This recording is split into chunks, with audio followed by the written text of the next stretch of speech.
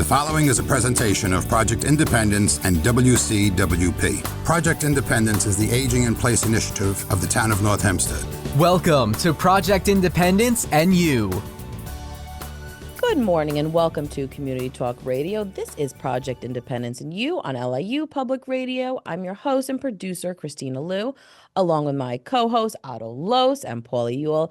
Paul and I work together at the town of North Hempstead Services for the Aging, where Paul is the Deputy Commissioner and I'm the Director of Senior Citizen Affairs, and Otto, volunteer, friend, all-around inspiration. I mean, what else can we say about you, Otto?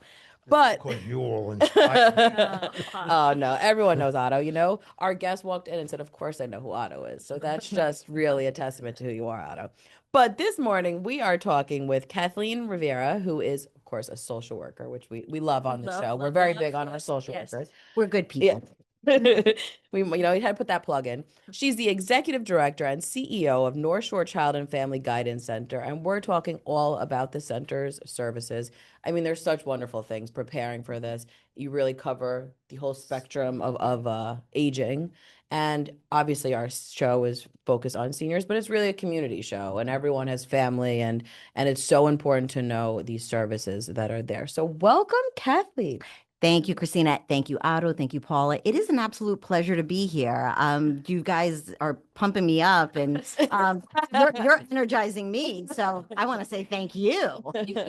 Natural energy. That's right, you do, absolutely.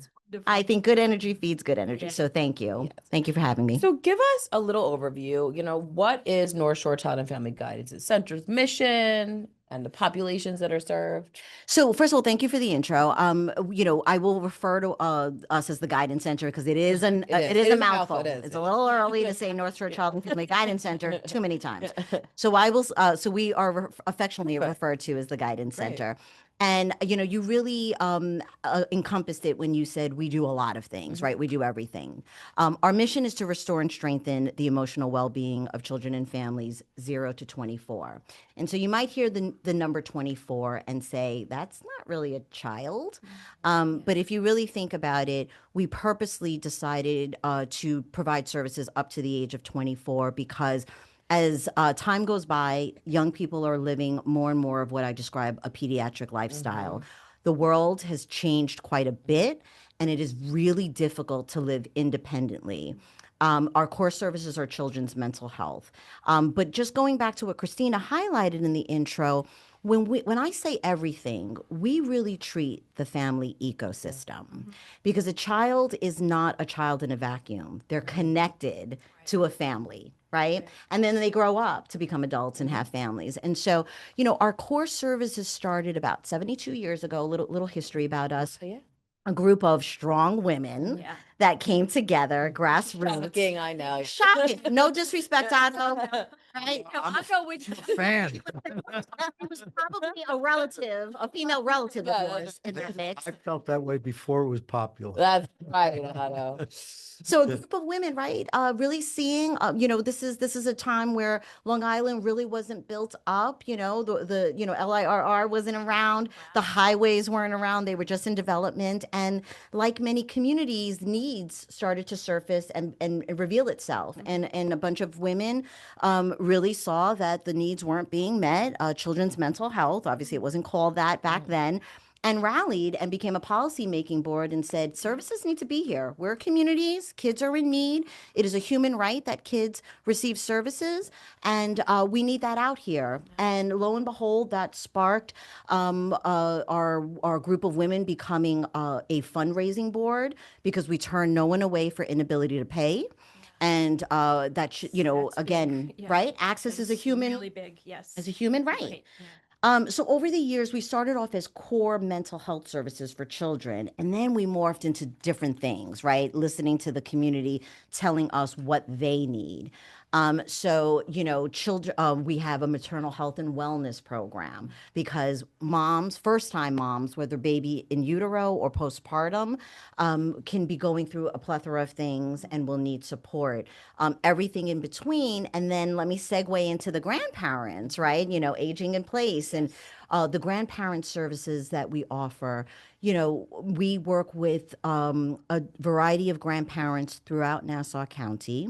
It is called the Seagrass Program, and a big shout out to Paula, working for your for the county that provides funding for this. It is called Seagrass, which stands for Caregiver Grandparent Respite and Support Program. And it's specifically targeted toward grandparents in Nassau County who have, unbeknownst to them, become the primary caregivers to their grandchildren of a variety of ages due to a variety of circumstances.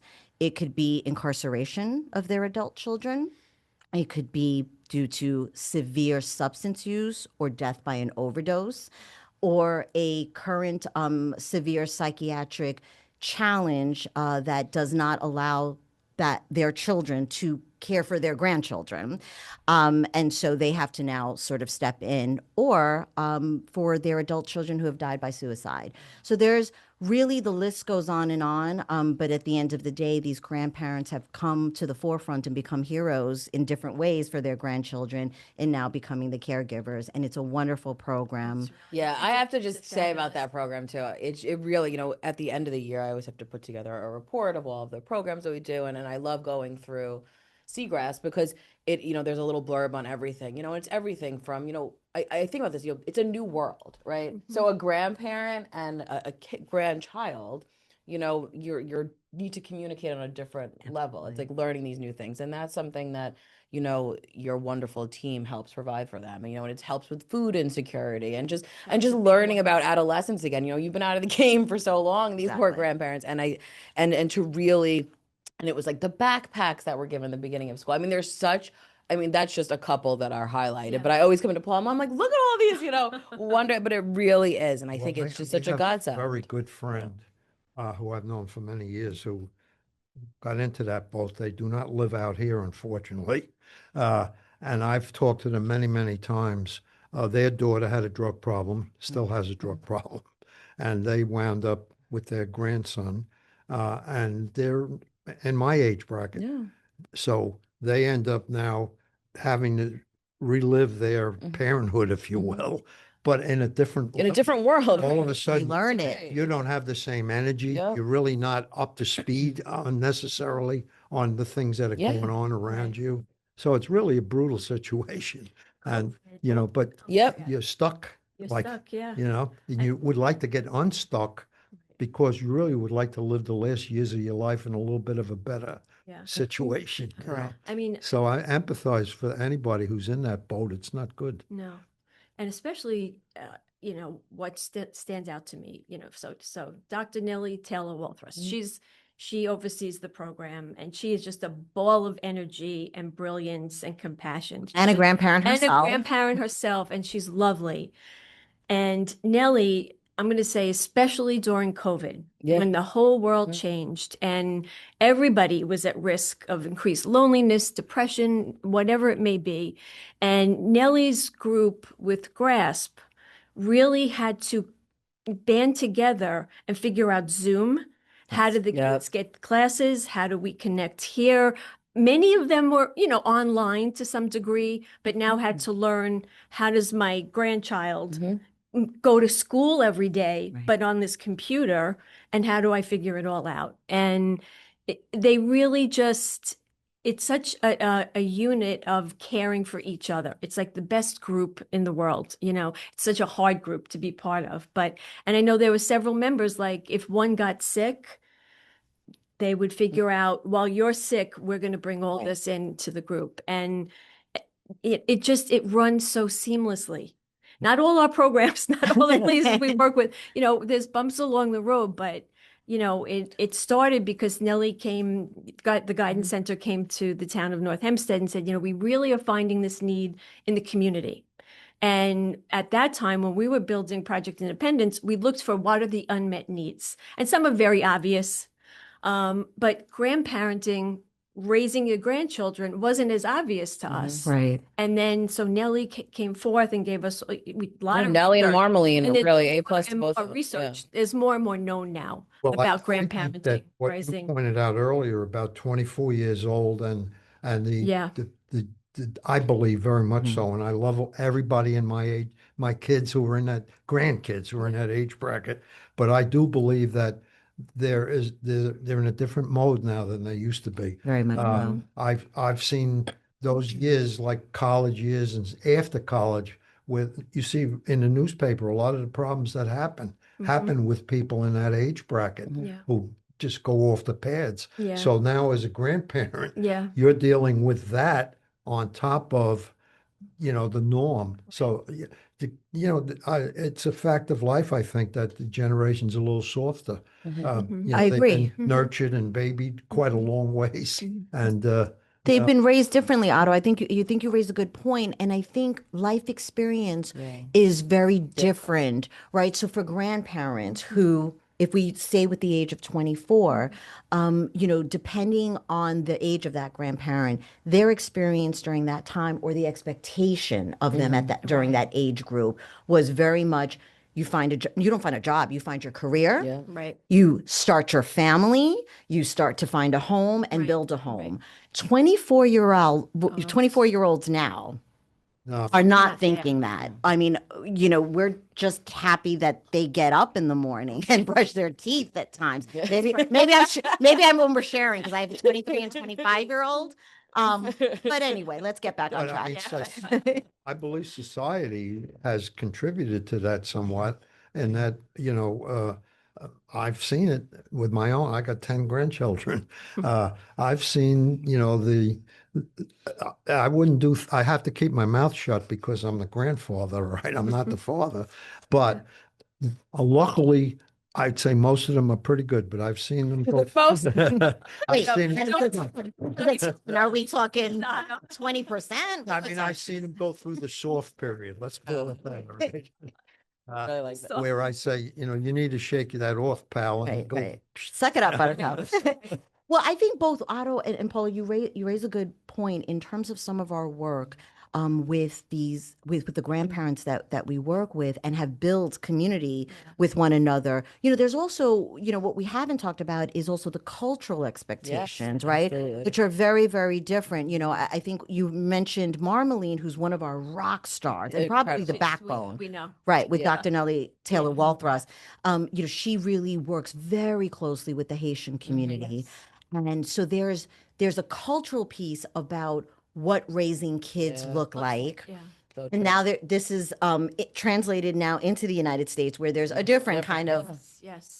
perception. And then I think to your point, Otto, part of what we do is really helping our grandparents now manage expectations around their grandchildren, right? We understand what their life experience and what their experience was raising their own children or even having their own interactions with their grandparents has really shifted quite a bit. And that's hard. And so there's this sort of almost relearning how to I mean, parent. just because you're older doesn't mean you know everything either, right? Oh, no. Well, No. I mean, truthfully, I understand that, we had a member of our family who had a drug problem, and I will admit to you that my wife and I were as naive as grass. We really, I'm going back a long ways, but we really, we were stupid. I mean, we really didn't have, no, we didn't were, have you the shook your knowledge. head. Didn't know. You didn't have the knowledge. yeah, We it's- really had no knowledge. We were in a different world, Mm-hmm. and we found out along the way that our son had a drug problem. Yeah. And that's why the agency Yeah.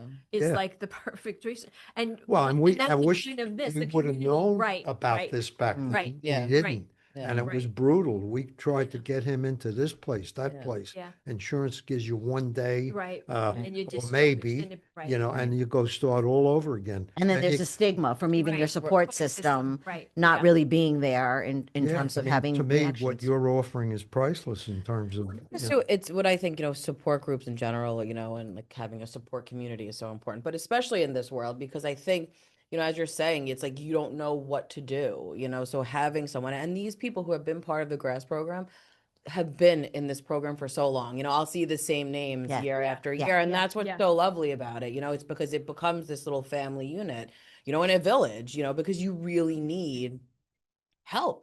I couldn't even fathom, being thrown and then these children, as you said, they might have lost their parents are incarcerated, so you're dealing with all these other layers, so this mental health support is just so huge. It's really such an incredibly Well, special I was program. impressed by the list, and something that stuck out in my head for some reason is bullying. All right. Yes. I, Yes. I really, when I was a kid, there were always bullies. In every generation, there's bullies. All right. But I think what has taken place now is that bullying, looking back on it, is a very bad thing. It's a lifelong damaging situation. And a lot of the people who cause these major disasters were bullied in their youth. It's a cycle. I think it causes lifelong problems for people. And the fact that you're addressing it is, I think, a very good thing. It's just one of the many items you get Right. involved. And there's so many more ways to bully now. Yes. Yeah, That- Right, there's more that's access to the bullying. scary part. Yeah. When probably in your age, my age group, there was someone you knew, oh, that person's the bully. And the bullying is probably going to be hitting or which is all bad. But there's so many ways I now. believe that the parents are also in the same boat sometimes. They contribute to it. Yeah. I had people that went to the Ryder Cup golf. The disrespect, the lack of respect Yes. for the people around them. They said they were embarrassed to be there. It was so bad, with the cursing at everybody. And, so society in general contributes to this fact that, oh yeah, you can bully. Right. And there are no consequences, right? Because a video that's put out, you have supporters of that, right? That are liking it and condoning it. So it can feel like, well, I'm not bullying. This is entertainment. Yeah. This is it's acceptable. Yeah. Nobody Trying to get likes on social media, it's like a totally different world. Well, it's respect. justified in that action. Yeah. Yeah, I mean, respect is a word, but it has a lot of power. And I Right. think that's one of the problems that we have nowadays Right. is a lack of respect for many, many things, really. Yeah, I think, teaching kids good citizenship over the decades, I think where you're going with this, Otto, has been diluted. It's not the same. good way to And put it, I yeah. think to your point, generationally, look, a lot of our young kids that we treat, so 5-year-olds, right, for example, their parents really grew up during this not tech native sort of right, they grew up as they grew up as tech natives, meaning like I'm a tech immigrant, meaning I just learned how to use technology when the iPhone came out. And I was like, oh my goodness, look, I'm swiping. What is this? What happened to buttons that I Where pressed? do you think I am? Right. And so, a lot of these parents nowadays, should I stop? A lot of parents nowadays are, to your point, behaving and engaging in behaviors that their children are engaging in because of their own habits, right? That they've learned that aren't so healthy, and I think a real generational divide between grandparents. Well, guys, we're going to jump right back, but we need to take a break. We're talking with KATHLEEN Rivera, who is the executive director and CEO of North Shore Child and Family Guidance Center, all about the Guidance Center services. You're listening to Project Independence and You on LIU Public Radio. Take WCWP with you wherever you go with the WCWP app. Listen live 24/7 to all of our streams, all from one app. Plus, call the studios directly from the app and visit our social media. Download the app through the iOS App Store on Apple devices or the Google Play Store on Android by searching WCWP Radio, or visit WCWP.org for links. The WCWP app, available now on iOS and Android devices. Welcome back to Project Independence and You on LIU Public Radio. I'm your host, Kristina Liu, along with my co-host, Paula Ewell and Otto Loos. And we're jumping right back in with KATHLEEN Rivera, who is the executive director and CEO of North Shore Child and Family Guidance Center. All about the guidance centers, which is like the new lingo. I feel very special that I have the cool word now to use. The guidance center services. So before the break, we were talking a little about Seagrass. So I'd love to dive into other programs that you want to share. So the mic is yours. Absolutely. So I want to go back to what Paula was saying earlier, where she said, the organization is a perfect fit for the Seagrass program because as grandparents have now become primary caregivers for their grandchildren, they discover things that they weren't aware before when they were just in their grandparent role, right? Their grandchild may not have lived in the home, and now they're living in the home, right? They're more involved in school. Right. Paula, you raised it earlier. They're now having to learn technology because kids are using technology as part of a learning tool. And so a lot of times grandparents are struggling and seeing behaviors and mental health needs or substance use needs in their grandchildren, Right. and they may not know what to do. Substance use, if we want to stay with that for just a moment, because I'm raising this because these are the plethora of services we offer at the organization. We don't like to say, oh, you know what, we offer you this service. Let's fragment it and send you over to this agency now, and you get that service over there, and then you come back to us. You know what happens when that happens with a family. You lose them. When they're in crisis, you don't say, wow, could you hold that onto that crisis a little longer till I send you over there? When you mentioned earlier, Kristina, food insecurity, we work with pantries and we say, you know what, we may not have the food here, but somebody is going to wait for you over here at this location. They're waiting for you. They'll have a bag ready, swing by and get it. What? You can't get it? We'll get it. Yeah. We'll get it for you and we'll deliver it to your home. Yeah, I see that so a you lot have with that food program. tonight. Yeah. Food all through, and she still does. Exactly. So a lot of our services that we have are sort of one stop. I always like to say there's no wrong door.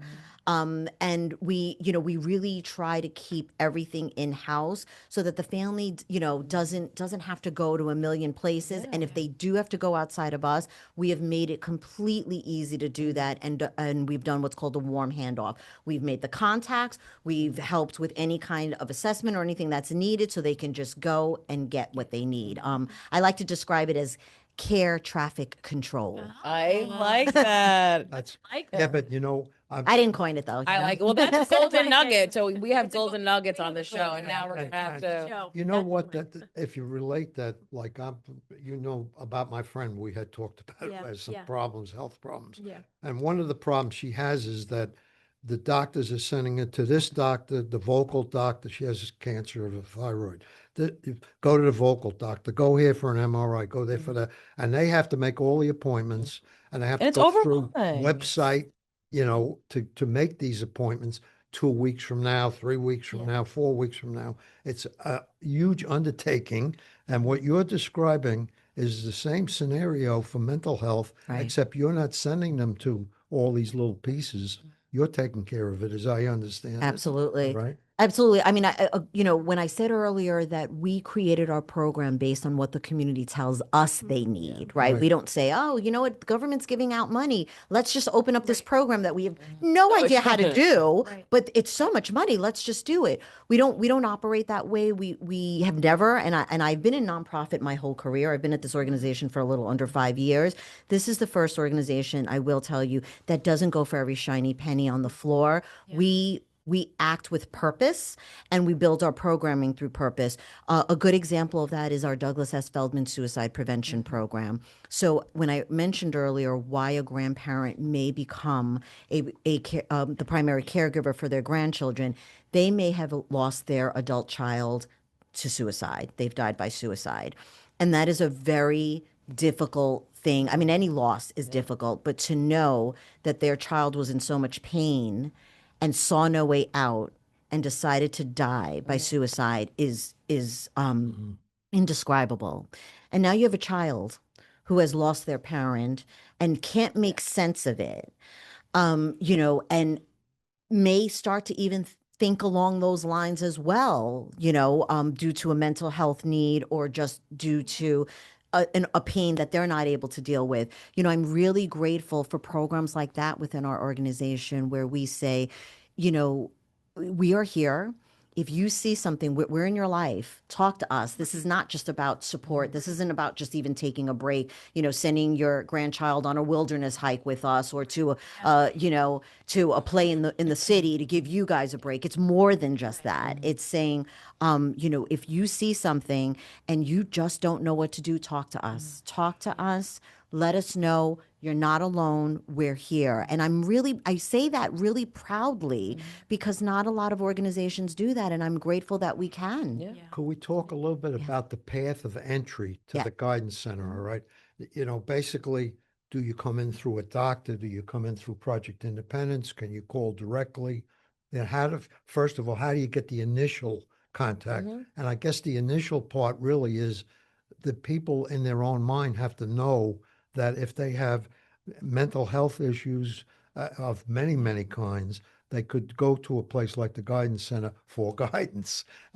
But how do I get started? Do I go through somebody or? So I like to, great question. I like to describe it as there is no wrong door to get to us. You can come to us in any way possible. You can come to us through Project Independence. Word of mouth is very strong in the aging in place community, right? The community is smaller. It's a little bit, sort of a more of a carve out, right? They really sort of connect. It could be through us just sort of at our local fairs, if you will, right? When we do a lot of our marketing, we do it in our children's center and Nassau Family Court. We do it everywhere. It's in schools. And then we also sort of do it part of our own intake process. So when we're working with families who have come to us for different reasons, and it may not be the scenario that a grandparent is the primary caregiver to their grandchild, but we inquire who spends a lot of time with this child, who, your child, right? Who is the primary caregiver? They live in this household with maybe a couple of generations, but who is spending the most time with that child? You know what? We have a seagrass program. Is that something that your family member might be interested? So there's a lot of different ways. We're in pediatrician offices. We work with Northwell. We are in a plethora of places. We've kind of focused on grandparents here, but obviously mothers and fathers, Absolutely. Exactly. family are in the same boat. So you And we're in schools. serve all of those. All. Right. The family ecosystem, as I described. So now you finally get to contact your organization, Guidance Center, through one way or another. One way or another. What happens now? So when someone comes to us, obviously we have our intake. We ask, right? A lot of it is information gathering. It's not just this is what we do and figure out what service you like. It's hearing from them. Right. What are your needs, right? Because it's not just one need. And obviously, we ensure that whatever's in-house we provide, but then we go deeper into the questions, right? It's not just checking off a list and saying, is there enough food in the home? Is your housing stable? Is there financial stability? There's so many more layers of questions, and then we invite them to say, what scares you the most about taking on this role? What do you feel you need? What have you tried getting and haven't been able to access? How are you taking care of yourself? Right? What do you need for yourself? Let's put your role of caregiver right in the corner for just a minute. Right. What is it that you need? Right. And that's where the respite concept There you comes go. in. So for all different problems. Right. But for us it's grandparenting. But for parents, it's so important that So you identify the issue and then you establish what their need is to address that issue. Correct. And Correct. and And then we also partner with a lot of other organizations because I'll always say, when you've seen one nonprofit, you've seen one nonprofit, right? We are all different, and we cannot do one nonprofit cannot do it all. I don't care how many services they have. I don't care what their budget looks like. The reality is, you can't be a jack of all trades, master of none. And so a lot of our work also is partnering with the communities and educating our own selves as a nonprofit of what is out there, where are they located, where are our families located, and geographically linking them, right, as needed. Because, heaven forbid a Marmalene goes away one day and they're like, I don't want to work with the Guidance Center anymore, or something like that. We want to make sure that they're just not doing okay now, that they will do okay for the lifespan of that family, right? But the great thing about that is your choice otherwise is go sit down or go on the computer and go to all these different places to find out which might help you take care of whatever the issue is and the possible fixes to those issues. And what you're saying is you call the guidance center and you don't have to go through all that. No. You have partnerships that you work with who, Correct. you know, Right. it's just like Project Independence. Right, Yeah. their I- relationships. I believe, as they know, because I went through with my mother, living with us, and I didn't know Project Independence didn't exist. And it was like every day was another challenge. Like, who do you talk to about this problem? You know, you need How do I this, you need navigate? this, you need whatever you need. It's an issue, and you're working, and you know the whole bit that goes along with it. Yeah. So you know, Right.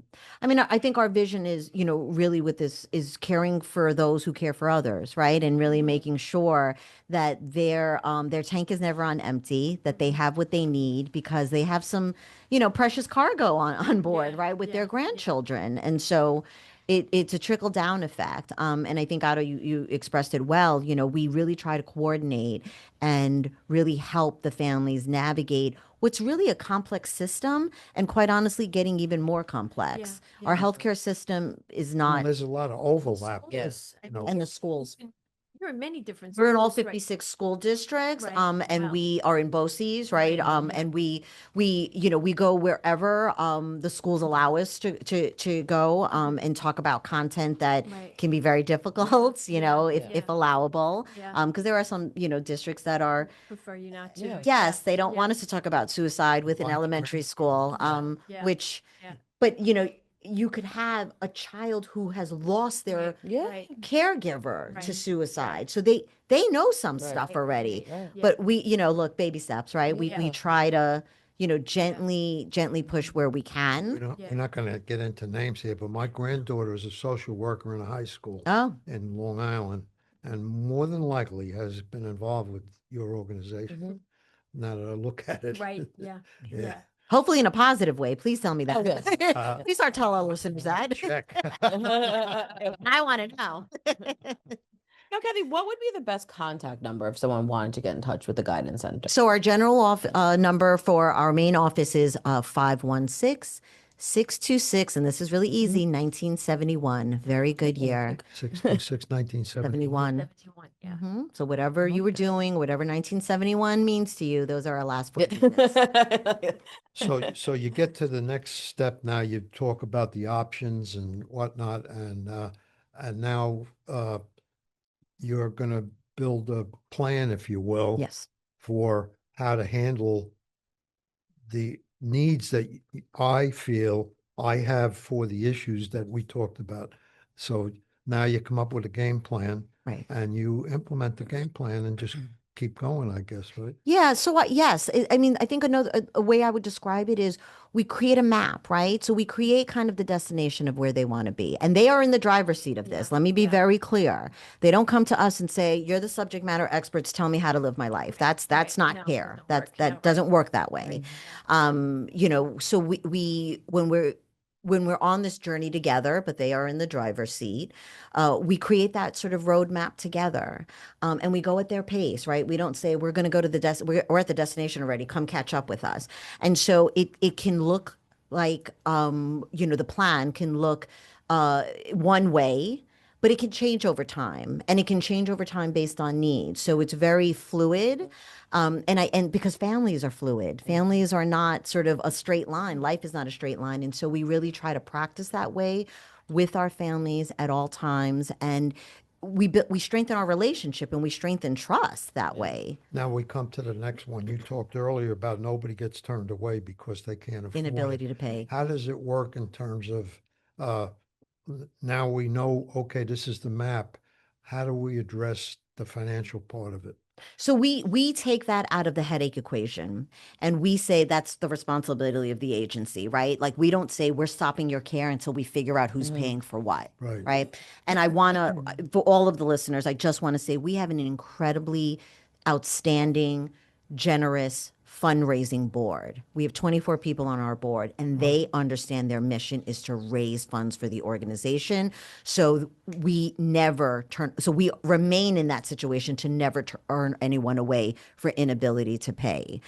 We rely on a lot of, foundations. And so really the support of our board, I have an incredible development department that does a really great job of raising funds for the organization so that we ensure if a family ever comes to us, or when they come to us in that situation, we say, oh, okay, we understand you can't pay. All right, well, let's just keep on moving.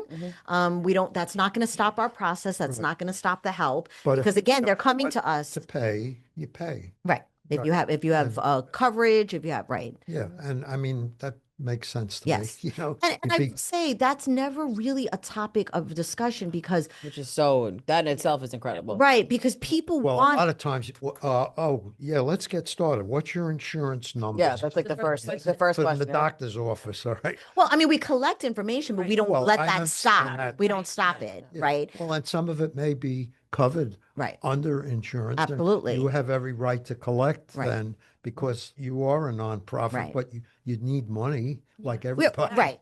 No money, no mission. Absolutely. Yeah, we're not foolish, but we don't. I think we work from the angle of how do we get to yes. How do we get to yes? And money is not going to be the hiccup where we say, oh, we were so close, but you didn't have any money. Sorry. It doesn't work that way. Have a nice day. Yeah. Right. We were Oh gosh, that crisis was almost diverted, but darn it, so it doesn't operate from, we don't operate from that lens. incredible. That's And really and I want to thank our board of directors because really without them and their support and actually the support of the community, because, again, we talk about really creating good citizenship. We have a lot of our families that we've supported who have given back and said, I don't really need you, Right. but I'm going to give back. Right. And you have several locations, Kathy, right? Like it's. Yes. Yeah, Yeah. I had that down. Down. here. Oh, I'm. Well, I don't know we're if going to you need to want take a quick break. So after the break, we will continue No, you're right. talking with Kathy Rivera, who is the Executive Director and CEO of North Shore Child and Family Guidance Center, all about the Guidance Center's services. You're listening to Project Independence and you on LIU Public Radio. So I get this call from my grandma, and she's like, What's a podcast and how much does it cost? So I tell her, podcasts are like radio shows, but you can download them on any device and listen to them anywhere at any time, and they're free. And then she says, I see, but where can you find good ones? and I'm like, go to wcwp.org/podcast and check out the lineup of original shows, or download any podcast app on your phone or tablet and search for LIU Studios. And she's all like, Oh, that sounds easy. and then she asked me what an app is. LIU Studios podcasts, available on any podcast app. Those little button things on your phone screen. Just ask your grandkids. Welcome back to Project Independence and You on LIU Public Radio. I'm your host, Kristina Liu, along with my co-host, Paula Ewell and Otto Los. And we're talking all things about the Guidance Center with Kathy Rivera, who is the executive director and CEO of the Guidance Center. So Otto, I know he's got burning questions to ask you in our last segment. Yeah. We talked offline and now we can talk on.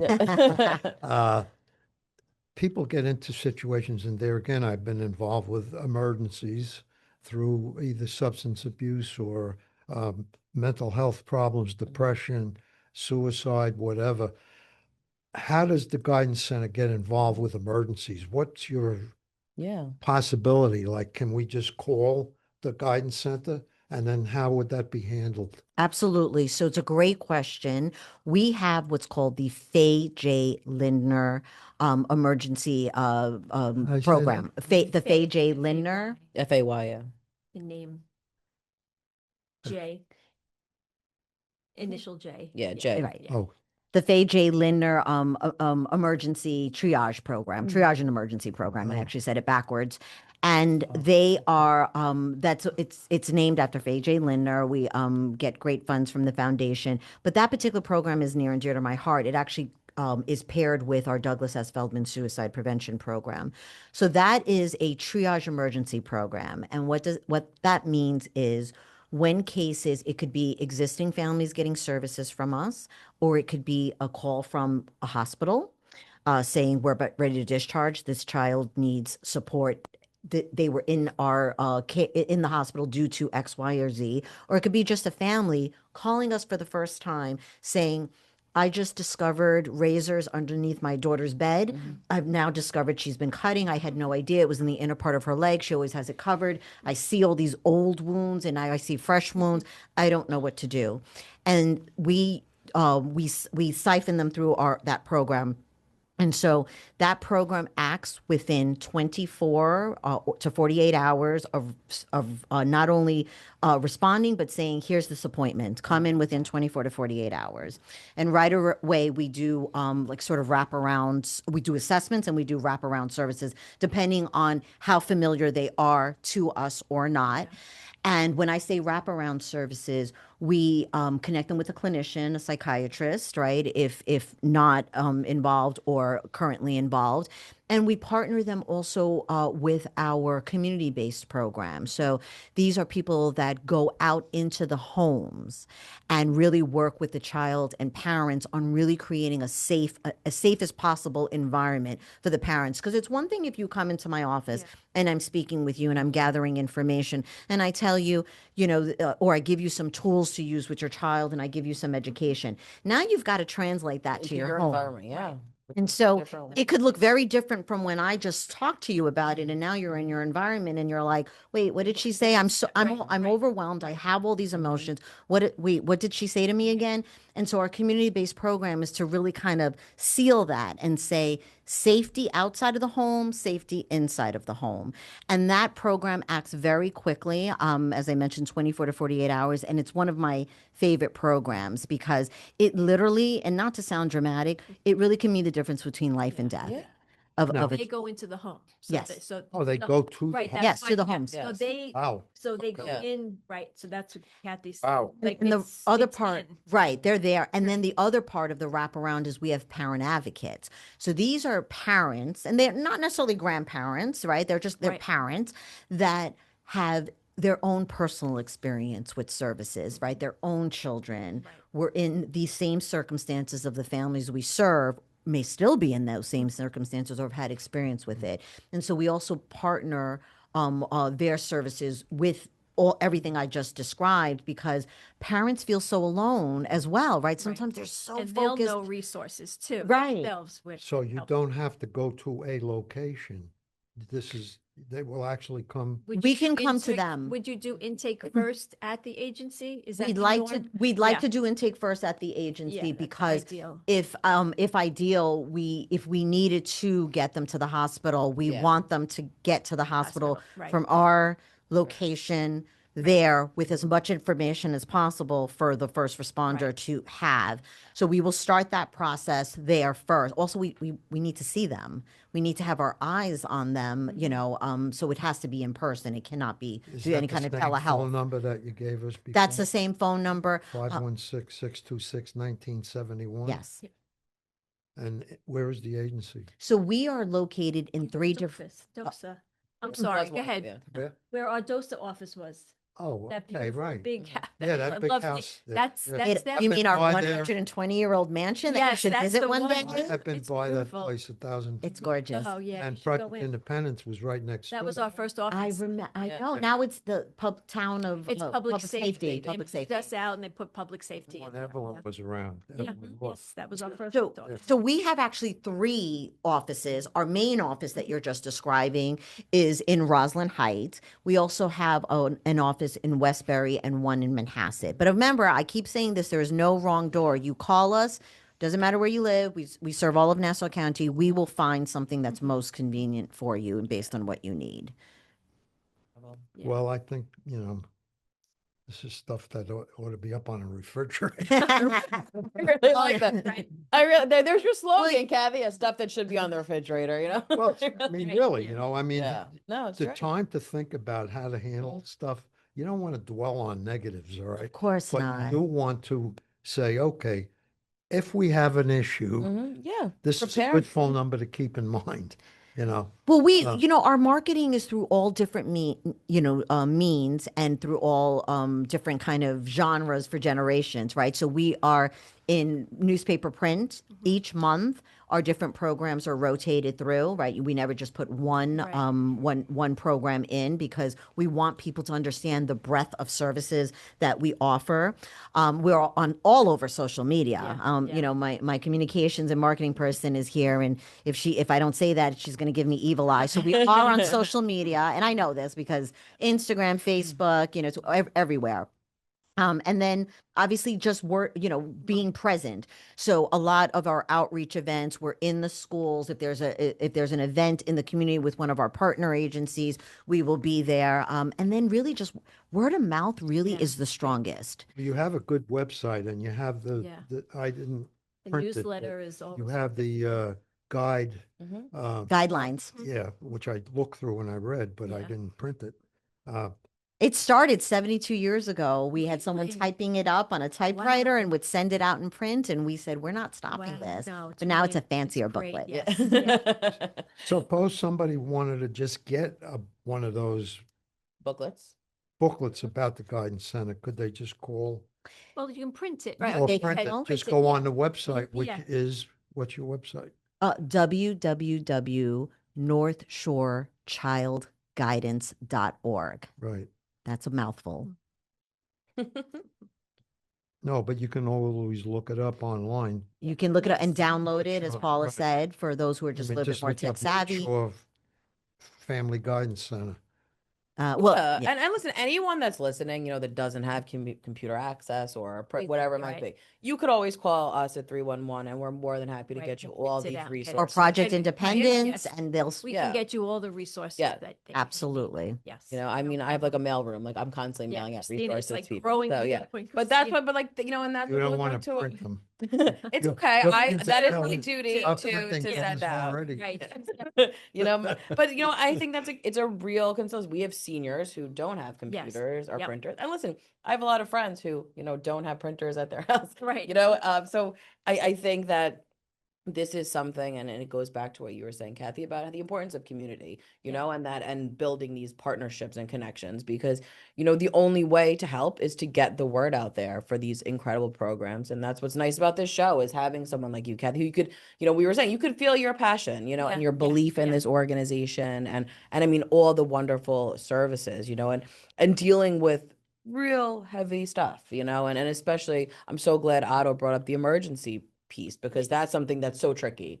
We know, like, too, because when people are in this emergency, like, what do I call it? Where am I in 911 now? And then that's not always the right necessarily venue for certain, like, assistance. So it's complicated when it comes to mental health. Yeah, and Christina, I think you bring up a good point, because sometimes I just described, Otto, when you asked that question, when someone was in an emergency. Emergencies don't have a timeline, right? Emergencies, can pop up at any time, unbeknownst, or unexpected, or uninvited, very often. And so the other reason we made sure we had that program, again, based on family needs, is we could be serving a family that is pretty stable, but just needs some kind of light touch in terms of support. And something can happen. Bullying can happen. A child could now maybe want to end their life. A child could be cutting. A child could now become depressed and and start to exhibit concerning behaviors, turning to drugs to deal with the pain that is now surfaced. And now you've got an emergency in front of you. The fact that we have this program on site and a way to treat it keeps that family in place to say, oh, things changed now. We've got to pivot your care. We got you. We can do that It's very much like when they talk about 911. Don't judge whether it's really a problem. Right. Call anyhow. Right. And I think what I'm hearing here is the exact same thing.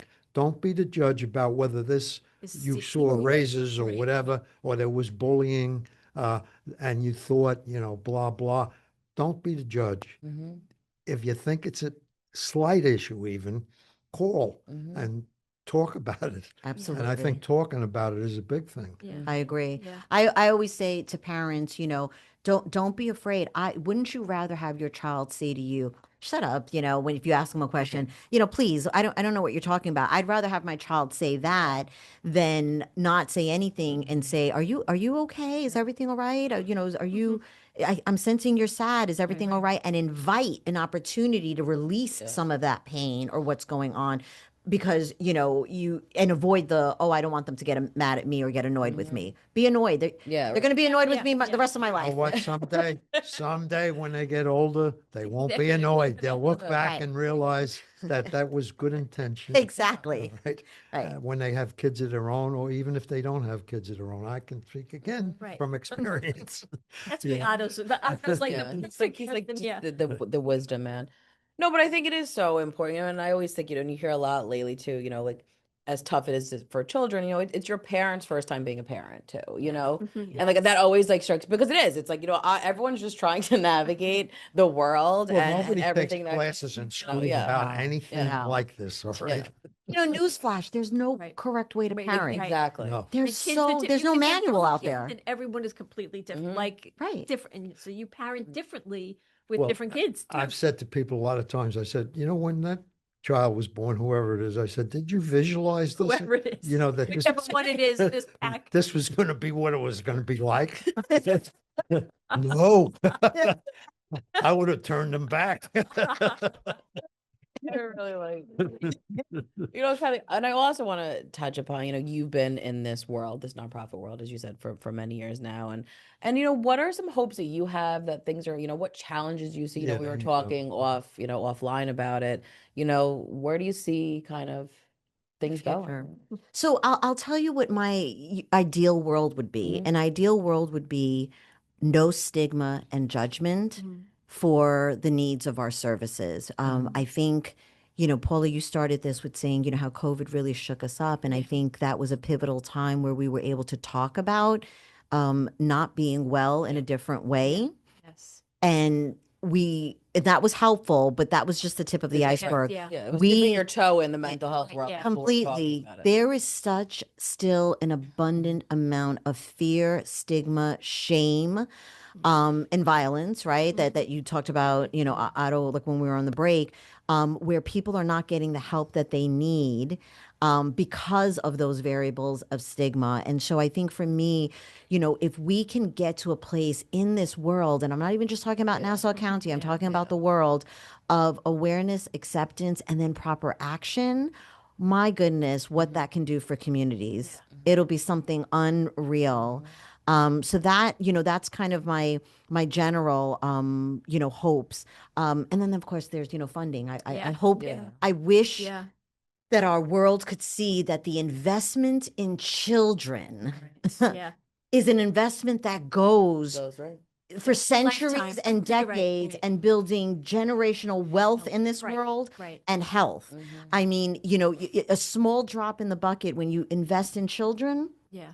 you have communities that are going to be powerful and thrive in ways that you just wouldn't believe. They'll become healthy adults. Absolutely healthy adults and healthy families. Right. And healthy families, because some of the trauma that we see in our kids, the caregivers have not resolved that trauma, and it is just playing itself out over and over. Not to place, I'm not placing blame or shame or anything, but that's the reality. Pain gets transferred. right. And so if we can just stop that. Yeah. Well, I have kind of a simplistic thing about looking at somebody's entry level into life. Nobody picks their entry level. No. You get this, there's no checklist that says, oh, I want to be white, I want to be rich, I want to be here, I want to live in an estate somewhere. No, it don't work like that. You get what you get when you're born. And I think what has to happen is people have to respect the fact that just because somebody hasn't got whatever, it wasn't their choosing. Right. They came into this planet the way they are. And I think people get a little high and mighty about who they are without accepting the fact that they really didn't have a lot to do with it. They were lucky, and it seems simple enough. I agree. Yeah, but it just doesn't seem to work that way. People love to look down on other people, Right. To raise themselves, Right. and it causes all kinds of problems. Right. There's this saying that you don't look down on anyone else unless you're helping them up. Right? Yep. That's the only time you're ever looking Yeah, down on in the someone. business world, it was don't look down on anybody on the way up because you may be seeing them on the way down. Yeah, very true. Very true. I'm sorry, Paula, I cut you off. Oh, no. I was going to ask, so what type of fundraising are you doing? Like how if people wanted to help, Right. what's the best way to do that? So with volunteers, if there's any donations, the 516-626-1971 is the best way to get to us, or go to our website and see what upcoming events. You can ask for me, you can ask for Melissa, you can ask for anyone. We do have a pickleball event that is coming up on November 7th at Sport Time. So my pickleball players, attention, all pickleball. Calling all pickleball players. Please. That's great. And we have a gala each year. We have a spring luncheon. We have a golf event. We have, and if there's anybody listening and has any fun ideas for any fundraisers, well, that's like absolutely. Is this the first time you're doing the pickleball event? No, this is our You've third been time. doing it- Yeah. Well, But guys, I I'm not a good player. have to say thank you so much to Kathleen Rivera, who's the Executive Director and CEO of North Shore Child and Family Guidance Center. Thank you for being with us and giving us such wonderful information. It was an absolute pleasure. I'd like to thank everyone who has joined us and listened. You're listening to Project Independence and You on LIU Public Radio.